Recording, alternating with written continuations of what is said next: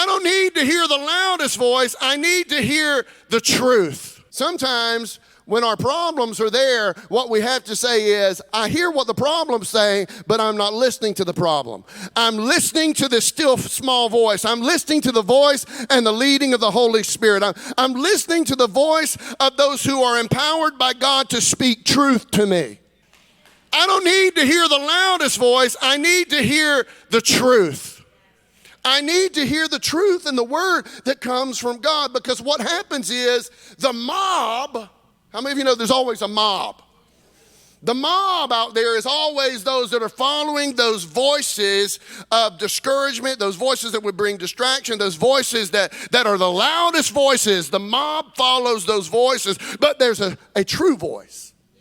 And that voice stands up. It's those voices that are empowered by the Holy Spirit that stand up in the midst of calamity, that stand up in the midst of chaos, and they begin to speak to those things that are not, to call to naught that which is.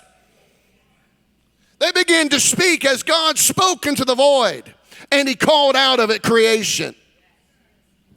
How many of you are willing to stand in faith and believe and quiet and silence the voice of distraction, the voice of the enemy in your life?